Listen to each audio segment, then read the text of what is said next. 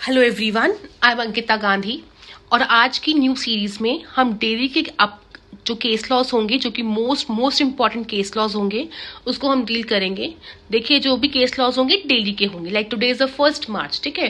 तो ये 1 मार्च के आपके केस लॉज हैं, जो आपके आंसर राइटिंग्स प्लस आपके अपकमिंग इंटरव्यूज, प्रीलिम्स, एसेज में इंपॉर्टेंट हो सकते हैं। जैसे कि आप देखिएगा, Shahnawaz Khan versus state of Nagaland का हमारा केस है। अब इसमें क्या हुआ है कि सुप्रीम कोर्ट ने ये हेल्ड किया है, जैसे कि जो सीपीसी है, सीपीसी में आपके पास सेक्शन 24 में ये पावर होती है कि हाई कोर्ट जो है एक स्टेट के विद इन, एक डिस्ट्रिक्ट से दूसरी डिस्ट्रिक्ट में, ठीक है, ट्रांसफर कर सकता है, but with in a state only, जो कि हमारे पास बेयर एक्ट बोलता है। But now the ruling has come कि अगर आर्टिकल 231 ऑफ कॉन्स्टिट्यूशन में कॉमन हाई कोर्ट्स है 2 स्टेट्स का या 2 से ज्यादा स्टेट्स का, तो हाई कोर्ट जो है वो इंटर स्टेट भी ट्रांसफर कर सकती है, बट शर्ते कंडीशन कि कॉमन हाई कोर्ट होना चाहिए। सो कॉमन हाई कोर्ट है, पावर लगेगी सेक्शन 24 की, और कॉमन हाई कोर्ट नहीं है तो power will be of section 25 CPC, right. Now next cases कि अभी देखिए हाल ही में राजस्थान में एग्जाम हुआ था, एक कॉम्पिटिटिव एग्जाम हुआ था, जहाँ पे 11 डिस्ट्रिक्ट्स में इंटरनेट को बंद कर दिया गया था ड्यूरिंग द एग्जाम। तो ऐसे ही इसी चीज को आगे बरकरार रखने के लिए एक PIL फाइल हुई है by advocate Vishal Tiwari through the AOR Abhigyan Kushwaha कि हम अनुराधा बसीन गाइडलाइंस को हर कॉम्पिटिटिव एग्जाम के लिए यूज करें। अब ये केस किसके लिए था? 2020 में जम्मू कश्मीर में जो इंटरनेट शटडाउन हुआ था उसके रिगार्डिंग यहाँ पे गाइडलाइंस दी गई थी। तो इसी चीज को एग्जाम्स में भी एग्जीक्यूट करने के लिए ये PIL आपकी फाइल हुई है। अब जब भी इंटरनेट शटडाउन का आपके पास के ऐसे आए तो आप इस चीज को यूज कर सकते हैं। Next, Kashibai versus state of Karnataka. इसमें ये चीज बोला गया था कि यदि किसी पर्सन ने सुसाइड कर लिया है और सुसाइड नोट में जिस भी एक्यूज्ड का नाम है, तो वो अपने आप ही 113A का प्रिजम्पशन नहीं लाएगा। 113A का प्रिजम्पशन लाने के लिए एक एक्टिव पार्ट ऑफ एक्यूज्ड होना बहुत बहुत आवश्यक है।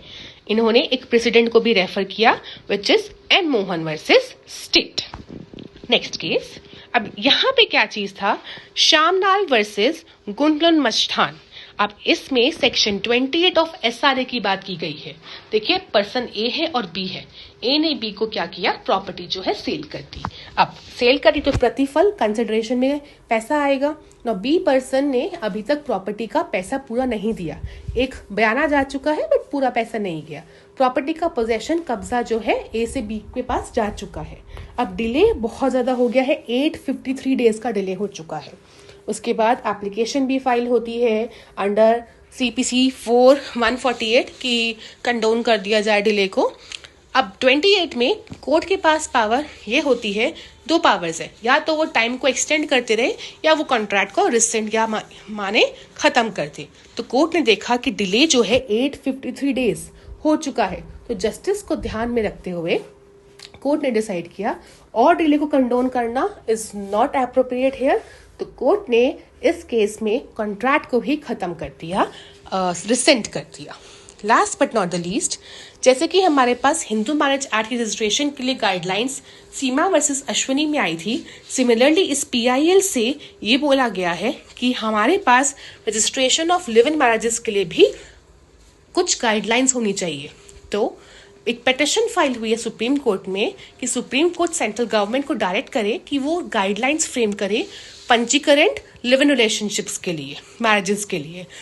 और अगर सेंट्रल गवर्नमेंट नहीं करती है तो वो मौलिक अधिकार 19 और 21 का ब्रीच होगा। ये चीज इस केस में, इस PIL में बोली गई है।